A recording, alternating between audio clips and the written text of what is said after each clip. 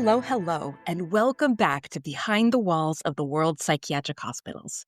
I'm your host, Dr. Sarah Gallup, and I'm finally back after a month-long vacation. I had hoped to get this episode out to you sooner, but I had a pretty gnarly case of jet lag coming back from vacation, so I'm just getting now to it. So thank you for bearing with me.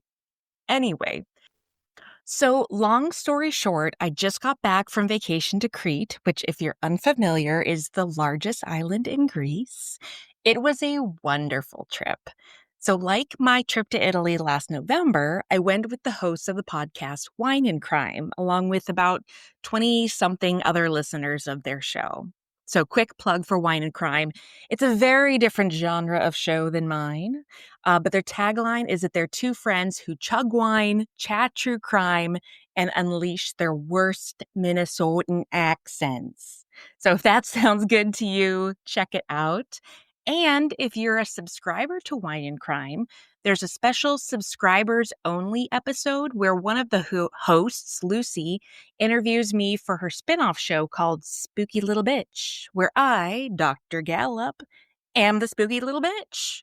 I talk about my job and some of the weirder cases I've worked with over the years. So if that's of interest to you and you're a subscriber, I encourage you to check that out.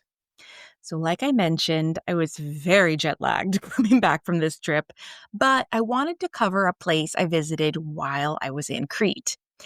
It's a bit of a deviation from my usual format, but I'm interested in all places where people were held indefinitely because of some aspect of their physical and or mental health. So I hope you enjoy. So come on in and get comfortable as we go behind the walls of Spinalonga Leper Colony. On June 2nd, 2025, a small group of us from the Wine and Crime trip ventured to the northeastern part of Crete. We stopped in a small town first before boarding a boat that would take us to Spinalonga Island.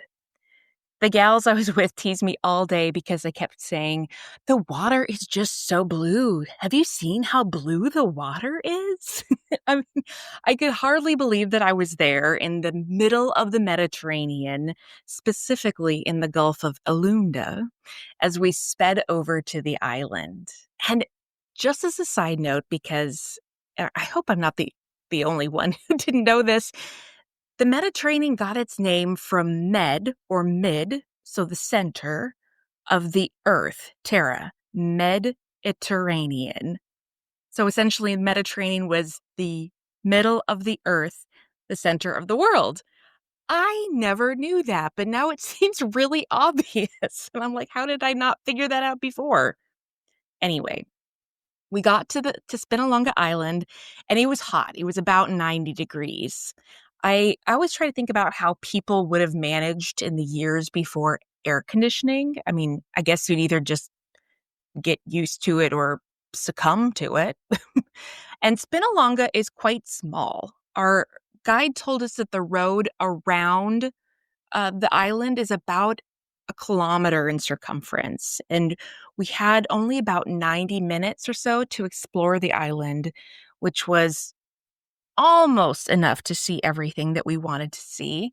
The only places we didn't get to were, sort of ironically thinking about this episode, were the newest buildings on the island, which were the dorms built during the days of the leper colony. They were really high up at the highest point of the island, and it was about 90 degrees, like I said. So we chose to stay on the lower level where it was still pretty warm.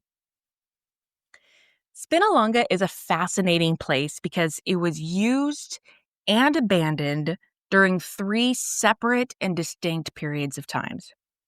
So what remains on the island is a reflection of each of its iterations as a Venetian stronghold, an Ottoman outpost, and finally a leper colony. The story actually begins in the late 16th century. Picture the Mediterranean, a chessboard of empires. Venice was a maritime powerhouse that sought to secure its trade routes and defend its assets from the looming threat of the Ottoman Empire. In 1579, the Venetians began fortifying this small, rocky islet just off the coast of Crete. They built massive ramparts, artillery platforms. There were about 35 cannons, and a massive bastion that made the island nearly impenetrable. And those structures are still there today. The Venetians called it Spinalonga, which probably comes from the Italian spinalunga, or long thorn. It was part of a network of fortifications designed to defend the valuable salt pans of Elunda nearby.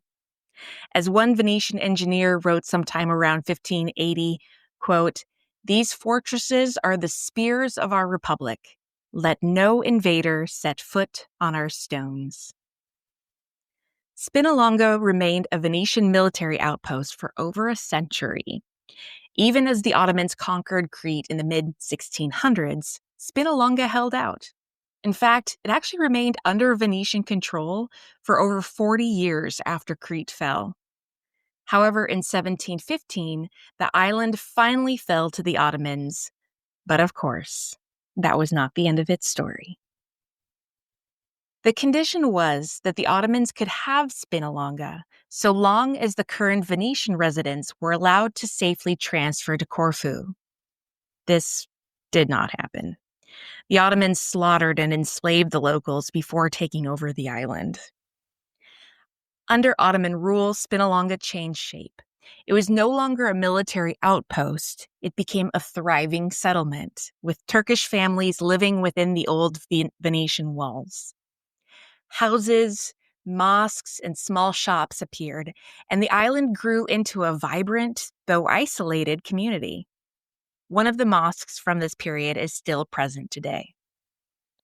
Throughout the 18th and 19th centuries, Spinalonga reflected the multicultural tensions of the time, to put it mildly. By 1830, there were 80 Muslim families living on Spinalonga. These residents lived in relative peace on the island until the time of revolution rose in Greece. Now, side note here, and this is going to seem a little off the subject. We're talking about the island of Crete, but when talking about the people who live there, I'm going to be saying Cretans, because that's how the English-speaking Greeks pronounced it when I was there. A Cretan, Cretin, is not a nice name to call someone. So I'm going to pronounce it Cretan because I like it better. The Cretan revolts, waves of rebellion against Ottoman control, rippled through the island. In the late 19th century, as Crete got closer and closer to unification with Greece, the Muslim inhabitants of Spinalonga found themselves increasingly vulnerable. After the revolution of 1866, more Ottomans came to Spinalonga, fearing Christian reprisals. According to the Wikipedia page on Spinalonga, quote, "During the Cretan revolt of 1878, only Spinalonga and the fortress at Ia Petra were not taken by the Christian Cretan insurgents. It became a center for smugglers toward the end of the century. The majority of the inhabitants abandoned the island after the Ottoman defeat in 1898, though a small number of traffickers remained until 1903. It was in 1903 that Spinalonga took on its most infamous role. It became a leper colony, one of the last in Europe. Leprosy, also called Hansen's disease, was still poorly understood. Fear and stigma surrounded it, and people who had leprosy were often removed entirely from society. In Crete, they were sent to Spinalonga, whether they wanted to go or not.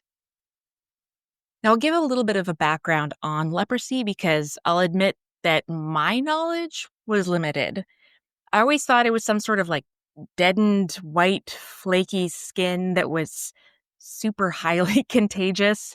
Like you could practically sneeze on someone and they'd get the flakes too. I mean, that's not really accurate, but truthfully, it's probably what people thought of leprosy at the turn of the 20th century. Leprosy is actually a bacterial infection that can lead to damage of the nerves, respiratory tract, skin, and eyes. So sort of correct in the dead skin part because the nerve damage can lead to the inability to feel pain. And this can cause people to lose extremities from repeated injuries or infections. What's particularly disturbing about leprosy is that it can incubate anywhere from 1 to 20 years after infection. 20 years. You'd basically have no idea until symptoms started randomly showing up. So common symptoms include a runny nose, dry scalp, eye problems, skin lesions, muscle weakness, reddish skin, thickening of facial skin, loss of sensation in fingers and toes, a flat nose from the destruction of nasal cartilage, come again, changes in phonation and other aspects of speech production, and what's more, men might notice atrophy of the testes. So, yeah, when you mention all that, that does sound pretty terrible. I would want to avoid all that too. Now, interestingly, leprosy is not as super highly contagious as I thought, and as most of humanity thought before the 20th century. It's not spread during pregnancy or through sexual contact. It's spread most likely through a cough or contact with fluid from the nose of a person infected with leprosy. So actually, I guess my joke about sneezing on someone was partially true. The World Health Organization reported that in 2025, there's an average of 200,000 new cases of leprosy diagnosed each year, which has decreased from the millions of cases reported in the 1980s. Leprosy is generally found in impoverished areas, likely where treatment is more difficult to access, but treatments are available and leprosy is curable. So all that to say that at the turn of the 20th century, and for centuries, if not millennia beforehand, the stigma was that the infected person was being divinely punished and needed to be isolated in order to protect others. In retrospect, this is tragic, as so many people were banished from their communities when we know now that this was unnecessary. One of the advocates for isolation theory was a Danish dermatologist named Edvard Ehlers, who later won a prize for his work by the National Leprosy Fund in London. The first group of 251 lepers arrived on Spinalonga in October 1904. Their arrival truly was a separation from their home community. The names of the lepers were struck from the registries of their hometowns, and their families avoided mentioning any connection to Spinalonga due to the stigma. So imagine it. You're on a boat, being taken away from your family. You're sick, afraid, told you'll never return home.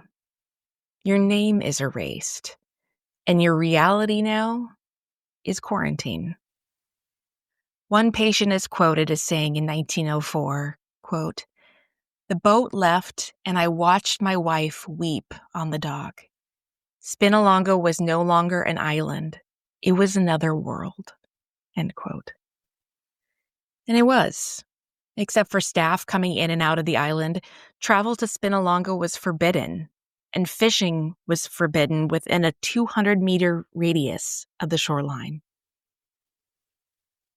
According to the Wikipedia page on Spinalonga, quote, "Lepers generally arrived at the southern dock.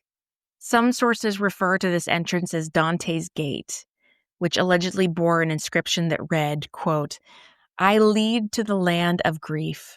I lead to the endless pain. I lead toward the damned souls. Leave all hope behind,' end quote." The story is sometimes repeated by tour guides, but there is no historical evidence of such an inscription, nor such a moniker for the gate. The only similar inscription known was one on the northwestern side, which read, "Boulevard of Pain." The first patients to arrive tore down the homes used by the Ottomans and used the materials to build their own homes. There was a graveyard and a yellow flag at the highest point to warn travelers of leprosy. From 1904 until the unification of Crete with Greece in 1913, only Cretans were admitted to Spinalonga. After 1913, they began accepting lepers from other parts of Greece. When patients were initially brought to the island, it was merely for isolation and containment, not treatment. In fact, many of the lepers practiced folk medicine in order to try to relieve their symptoms, since there was no hospital or medical facility there in the early days. And can you imagine, too, that certainly other health conditions other than leprosy came up during the time they were there, and they were just left without any sort of treatment or anything? The staff they had on Spinalonga was limited. There were 3 street sweepers in charge of disinfection duties, a priest, and a caretaker. There were a few other staff who were charged with sanitizing items that would leave the island. Problem was, they disinfected, quote unquote, with sulfur, which was actually ineffective. The Wikipedia article says, quote, conditions on the island were squalid, and there were several instances of unrest. There was little sense of community until the 1930s, with the lepers in a state of grim survivalism, focused on food, gambling, and alcohol. There was some difficulty finding volunteers to bury the dead. Gee, I wonder why. Many attempted escape or suicide. They generally lived alone in their own homes and were reliant on the collection of rainwater and shipments of water and food from the mainland. End quote. And according to the Spinalonga website, quote, in 1925, and I'm going to mess up these Greek names, I'm so sorry.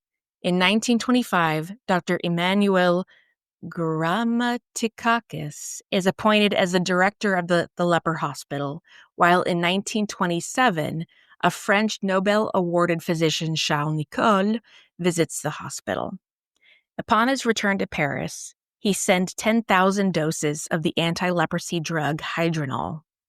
In 1928, more systematic efforts begin to improve the living conditions on the island. For example, a mosque in Spinalonga was repaired and adapted to house a medical unit, pharmacy, and hospital. End quote. Conditions started to improve even more in 1936 when a blind lawyer named, named Epaminondas Remoundakis, I'm so sorry, arrived on Spinalonga. Remoundakis had been confined to a leper hospital at Agia Varvara in Athens, but voluntarily chose to go to Spinalonga because his sister resided there. He arrived on Spinalonga on March 11, 1936, and founded a society called the Brotherhood of the Sick of Spinalonga, Saint Panteleimon. The purpose of the society was to improve the living conditions of the patients and acquire, quote, all means of culture that could alleviate the misery and despair of the sick, end quote. What they ended up doing was this, quote, together with other confined young people with academic knowledge and progressive ideas, they organized the Spinalonga community significantly. Through the personal work of the patients and with the help of the local craftsmen, the settlement is cleaned, houses are whitewashed, hygiene measures are taken, and the ruins are rearranged. At the same time, communal recreation areas are created, such as the Society's office, which houses a small library and radio. Also, for the first time, the Greek state sent hospital staff to Spinalonga and large quantities of medical supplies, end quote. So in short, Remoundakis brought some hope to the island, and before long, the living conditions of all who lived there began to improve. New buildings and roads were constructed in the late 1930s, including the dorms, the ones that were too high on the hill for my friends and I to climb to, which must have been a relief for folks living there. As time went on, patients began to form a self-governing community. They opened shops and held festivals. Even though the state prohibited marriage among lepers, many did get married and had healthy children.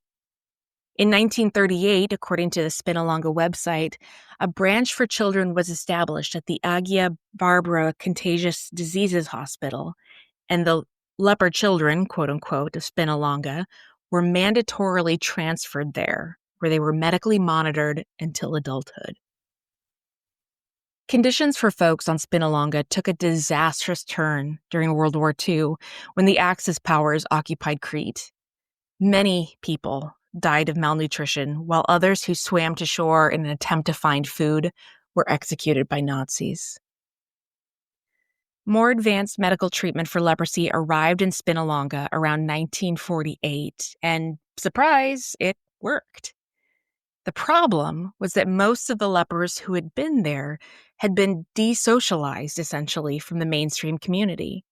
They would have to learn how to socialize with, quote, regular people again.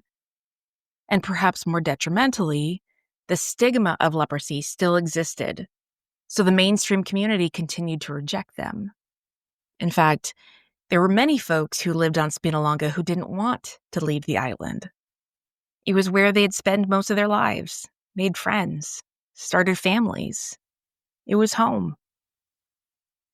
During the 1950s, the staff consisted of an administrative director, a doctor, an administrator, an accountant, 5 nurses, a disinfector man, a priest, 8 boatmen, 10 guards, 10 launderers, and 10 women to care for the, quote, helpless lepers.